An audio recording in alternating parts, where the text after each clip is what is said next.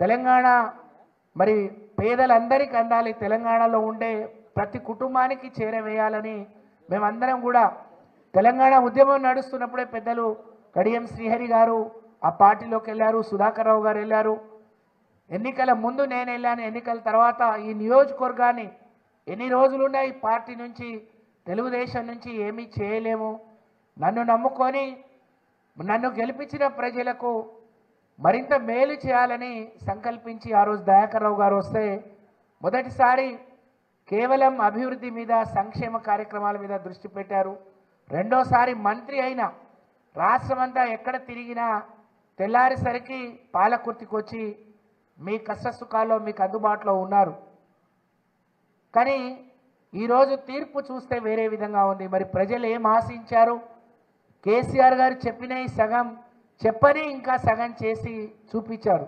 మనం అనుకున్నాం పాలకుర్తి, నేను అనేక సార్లు వచ్చాను, ఈ నియోజకవర్గ ఎన్నికల ముందు కూడా ఈ నియోజకవర్గ సభలకు వచ్చారు. కేసీఆర్ గారు తొర్రూరు వచ్చిన సభ, తొర్రూరులో వారు మరి నిర్వహించిన సభకు వచ్చిన జనాల్ని చూస్తే నేను ఈ జిల్లాలో అన్ని నియోజకవర్గాలు తిరిగాను. కానీ ఒక 2-3 నియోజకవర్గాలు కలిపి ఎంత అయితే వస్తారో తొర్రూరుకు అంతమంది వచ్చారు. కానీ ఎన్నికల్లో వచ్చేసరికి ఫలితాలు వేరేలాగా వచ్చాయి. మరి కారణం ఏంటి? మేము అధినాయకత్వంగా ఏం తప్పులు చేశాం, సరిదిద్దుకోవడానికి మేము సిద్ధంగా ఉన్నాం. మరి పెద్దలు కడియం శ్రీహరి గారు రాష్ట్ర వ్యాప్తంగా 5గురిని పార్లమెంట్ సమీక్ష సమావేశాలకు, పార్టీ పునర్నిర్మాణంలో మరి వారు కూడా కీలక మరి పాత్ర పోషిస్తూ ఉన్నారు. పార్లమెంట్ సమావేశాల్లో వచ్చిన నాయకుల కార్యకర్తల అభిప్రాయాలు ఫీడ్బ్యాక్ వారు తీసుకొని ఉన్నారు. వారు ఇంకా చాలా బాగా చెప్పగలుగుతారు. కానీ నాకు తెలిసిన మట్టుకు వరంగల్ ఉమ్మడి జిల్లా అంటే ఉద్యమాల జిల్లాగా, ఉద్యమాల గడ్డగా మరి పేరు గాంచినటువంటి ఈ జిల్లా 2 సార్లు అధికారంలోకి రావడానికి మెజారిటీ సీట్లు మనం ఇచ్చినటువంటి చరిత్ర మనది. మన దగ్గర ఇంకో 2-3 వచ్చి మిగతా జిల్లాలో ఒక్కొక్కటి వచ్చినా తప్పకుండా కేసీఆర్ గారు మళ్ళీ ముఖ్యమంత్రి అయ్యేవాళ్ళు, అధికారం మనకే వచ్చేది. కానీ మనం 2 స్టేషన్ గన్పూర్ అలాగే జనగాం అభ్యర్థులను మారిస్తే మనకు ఫలితాలు వేరుగా వచ్చాయి. మేము కార్యకర్తల కష్టాలు తెలిసిన వాళ్ళుగా పెద్దలు శ్రీహరి గారు కానీ, దయాకర్ రావు గారు కానీ, నేను కానీ, కేసీఆర్ గారికి కానీ, కేటీఆర్ గారికి కానీ, హరీష్ రావు గారికి కానీ మీ మనసులో ఏదైతే ఉందో అనేక సార్లు చెప్పే ప్రయత్నం చేశాం, చెప్పాల్సిన కాడ చెప్పాం. కానీ కొంత ఫలితం రాలేదు. వాటినన్నీ సరిదిద్దుకొని ముందుకు పోదాం. ఒకప్పుడు కాంగ్రెస్ పార్టీ కేవలం 5-6 మాత్రమే ఉండిపోయిండు. కానీ ఈరోజు ప్రజలకు అనేక హామీలు ఇచ్చింది, అనేక మాయ మాటలు చెప్పింది. అవన్నీ అమలవుతాయా లేదా మనం చూడాల్సిన అవసరం ఉంది. ఇప్పుడు ఏదైనా మాట్లాడితే అధికారం పోయిన అక్కసులో మాట్లాడుతున్నారు. మొన్ననే వచ్చినాం, నిన్ననే వచ్చినాం అని ఇప్పుడే చేయమంటే ఎట్లా అని అన్నారు. మేము ఇంకా చూసుకోలేదు, ఇంకా అప్పులు ఉన్నాయని చెప్తున్నారు. ఒక అమ్మాయిని ఒక ఇంటికి ఇస్తే ఆ కుటుంబ పరిస్థితి ఏంది, వాళ్ళ స్థితిగతులు ఏంది, వాళ్ళ ఆస్తుపాస్తులు ఏంది, వాళ్ళ అప్పులు ఏంది, వాళ్ళు ఎలాంటి మనుషులో మరి ఆలోచించుకొని ఇస్తాం.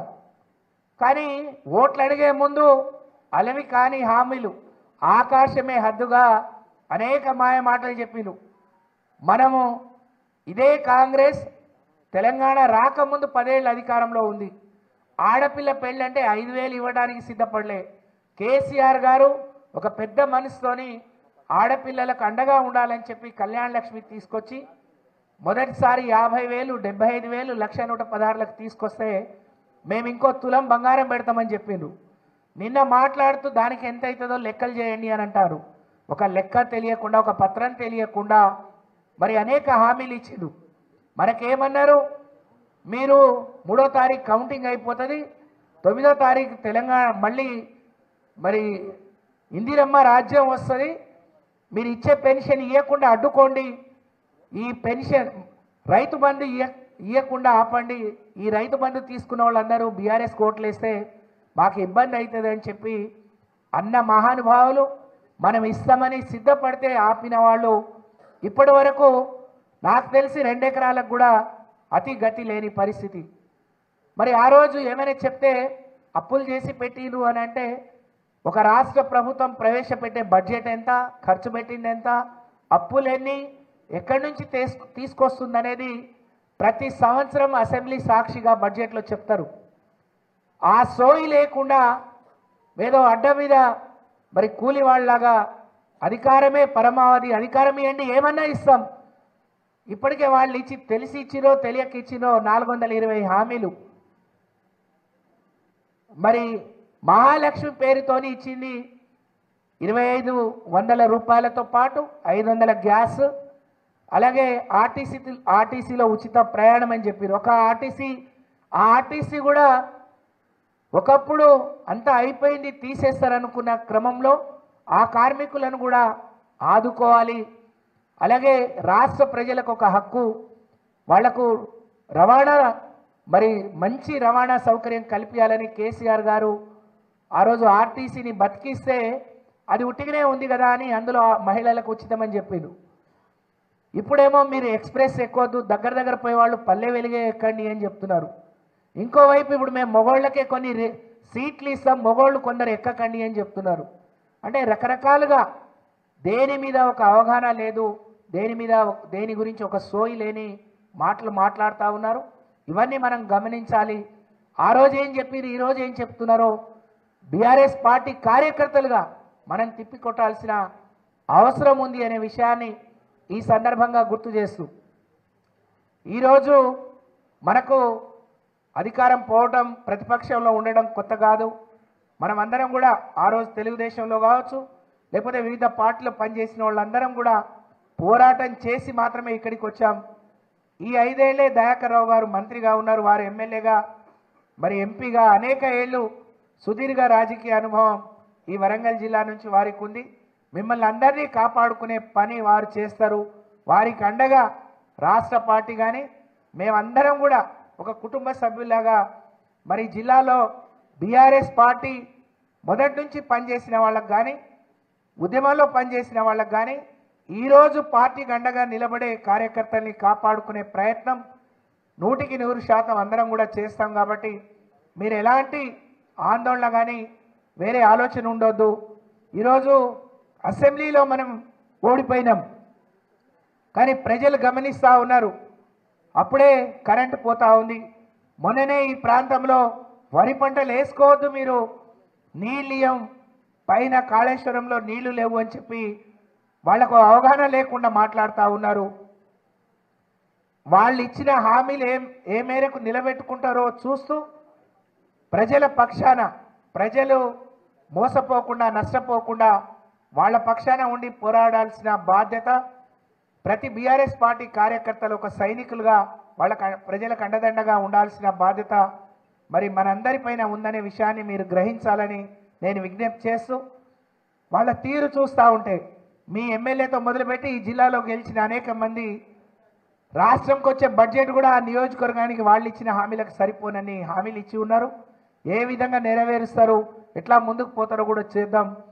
చేయలేనప్పుడు తప్పకుండా నిలదీద్దాం.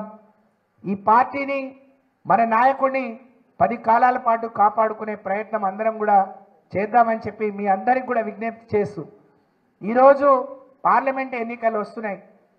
తెలంగాణ రాష్ట్ర సమితిగా, భారత రాష్ట్ర సమితిగా ప్రజా గొంతుకై ఆ రోజు కొద్ది మందితోనే పోరాడి సాధించుకున్న ఈ తెలంగాణ ఇట్లనే ఉండాలి.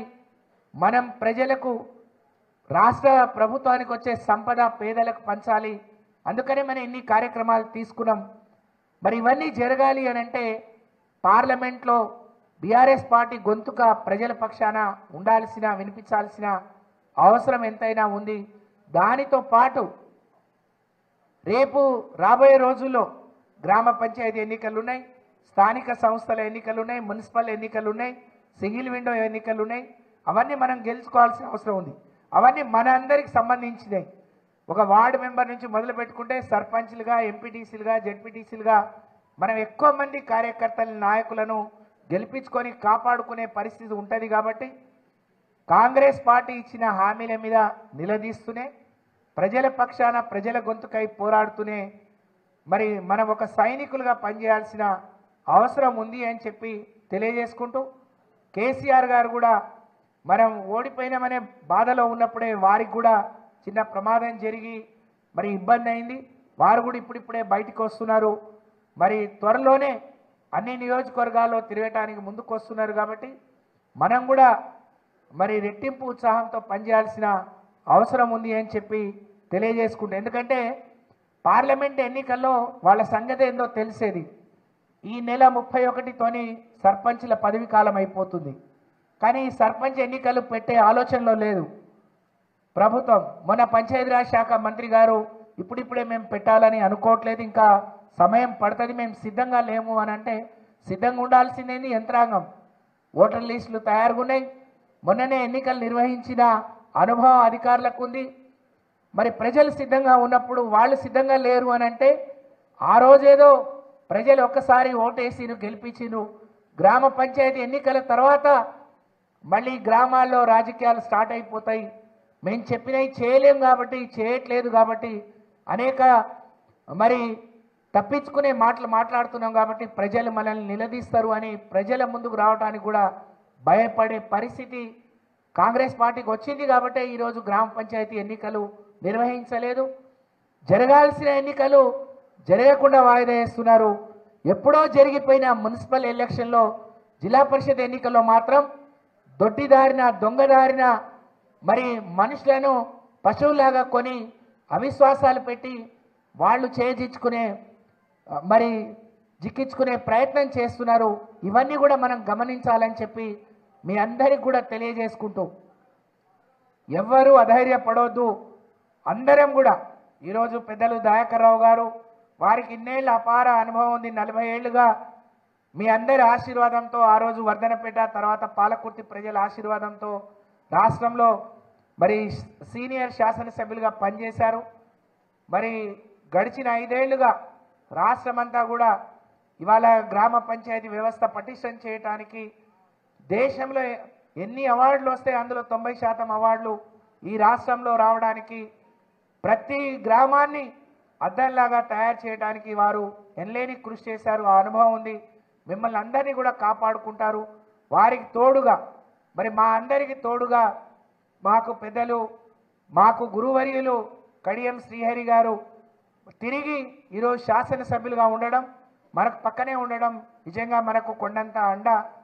మరి అందరం కలిసి ఈ జిల్లాలో ఉండే అందరినీ బీఆర్ఎస్ పార్టీ నాయకుల్ని కార్యకర్తల్ని కంటికి రెప్పలాగా తప్పకుండా కాపాడుకుంటామని చెప్పి మీ అందరికి కూడా తెలియజేసుకుంటూ మరి ఆలస్యంగా వచ్చినా క్షమించమని కోరుతూ, ఇంత ఉత్సాహంగా ఈ రోజుల్లో కూడా పార్లమెంట్ సమావేశానికి పార్లమెంట్ సమీక్షలకు కూడా పెద్ద ఎత్తున వచ్చారు. ఇక్కడికి కూడా పెద్ద ఎత్తున విచేసిన కుటుంబ సభ్యులందరికీ మరొకసారి నేను హృదయపూర్వకంగా ధన్యవాదాలు, కృతజ్ఞతలు తెలియజేస్తూ సెలవు. జై తెలంగాణ.